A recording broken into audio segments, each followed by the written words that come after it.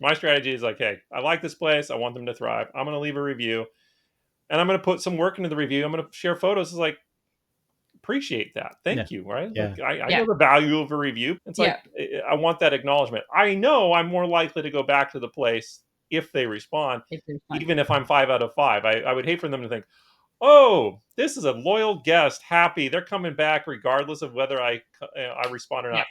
Then you know what's interesting about that, what our data is showing is with direct feedback, the expectation is a response, and I'd say it's about 100%. If someone goes to the effort of either filling out your online contact form or scanning your QR code and leaving you feedback, I think they want a response, especially if it's a concern. They want Yeah. somebody to get back to them.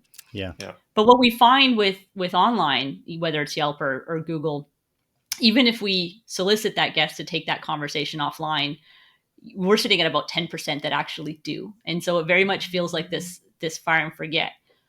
But the table stakes work is still responding both to positive and negative reviews. Right. And even if you can win back that 10%, that can move the needle.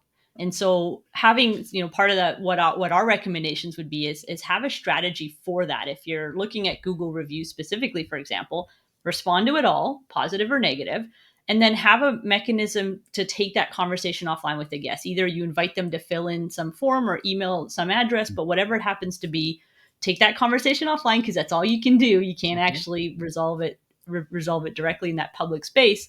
And then if you win them back, which you should desire to because it's hospitality and we care and we want to see things get better, then you could solicit the guest to go back and maybe update their rating to reflect the new reality. If you feel like, your online review doesn't reflect kind of how we've dealt with this now, we'd appreciate an update.